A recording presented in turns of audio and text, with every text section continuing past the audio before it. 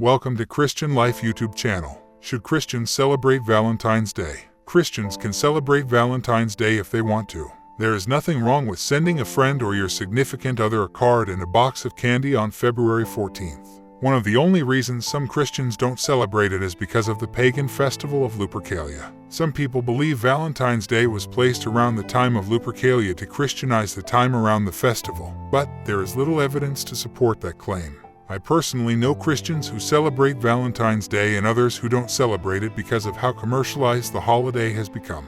I began to research Valentine's Day to see if Christians should celebrate it or not.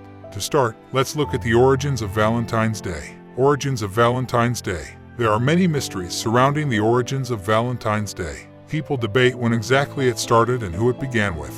The most common origin story is the legend of Saint Valentine. Saint Valentine is believed to have been a priest during the 3rd century in Rome. After Emperor Claudius II declared single men made better soldiers, he outlawed marriage for young men. Valentine went behind Emperor Claudius' law and performed marriages in secret. When this was discovered, Claudius had him put to death. Other stories suggested that Valentine helped Christians to escape Roman prisons. In this story, Valentine was imprisoned when he sent the very first Valentine's letter to a young lady. It is believed he sent it to his jailer's daughter. Before his death, it is believed he wrote her another letter and signed it, "From your Valentine." By the time the Middle Ages came around, Saint Valentine had become a popular saint. Although we do not know if these stories are true, Saint Valentine is still viewed as a romantic saint who helped to start Valentine's Day. Valentine's Day through the decades. In the 19th century, Valentine's cards became popular. It started off with handwritten cards and then mass-produced cards became popular. They began making the cards in factories due to the high demand. The cards were made with lace and ribbon. The first box of chocolates was made in 1868 by a company called Cadbury. The boxes were called fancy boxes. Halfway through the 20th century, exchanging cards along with gifts, like chocolate, became normal. Poems have also been a part of Valentine's Day since the beginning. People used to submit poems they wrote for their significant other to the local newspaper in hopes it would be published. Newspapers would have whole sections dedicated to poems and short love notes for significant others for Valentine's Day. People would search through Valentine's Day cards to find one with the right poem inside of it.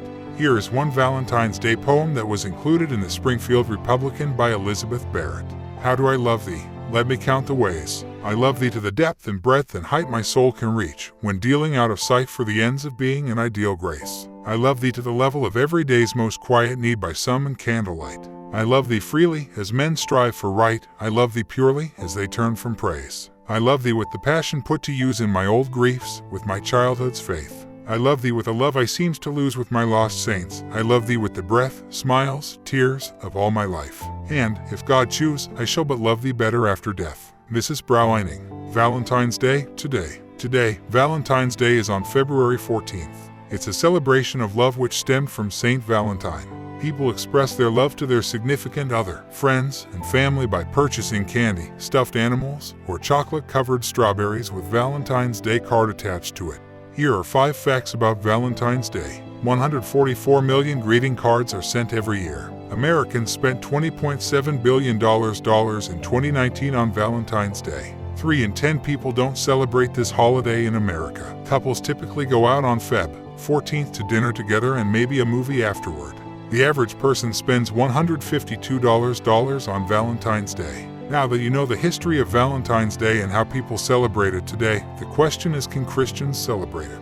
First, let's look at the reasons why Christians can celebrate Valentine's Day.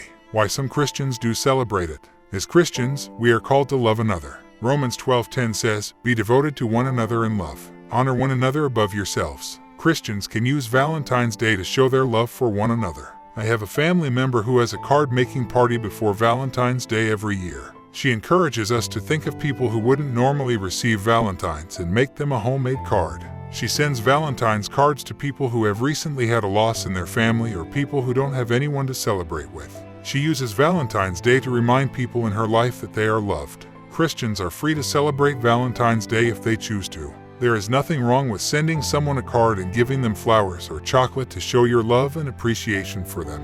Why some Christians don't celebrate it. There are 2 main reasons people don't celebrate Valentine's Day: because it's too commercialized and others say it has pagan roots. First, Valentine's Day has become a commercialized holiday. It was estimated people in America spent $20.7 billion on Valentine's Day in 2019. The truth is, most holidays in America have become commercialized. Take, for example, Christmas. For many people, Christmas is a time to give gifts and watch movies about Santa. Many people don't focus on Jesus and his birth at all during Christmas. Does this mean Christians shouldn't give Christmas gifts? Giving gifts is not bad. The problem occurs when people focus more on gifts than Jesus' birth. Christians can give gifts at Christmas time so long as Jesus remains the center of the day.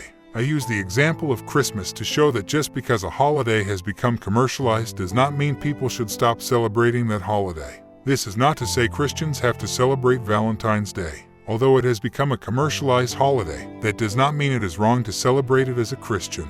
Next, some people believe Valentine's Day has pagan roots. While the exact origin of Valentine's Day remains unclear, some people believe it began with Saint Valentine, whereas others believe it started because of the ancient pagan celebration of Lupercalia. Celebration of Lupercalia. Lupercalia is a yearly pagan celebration that took place on February 15th. This celebration involved ritual animal sacrifice and many other scandalous practices. The purpose of Lupercalia was for women to have a year of fertility. Some people believe Christians placed Valentine's Day around the time of Lupercalia to Christianize February. I did not find any historical evidence to back this claim up.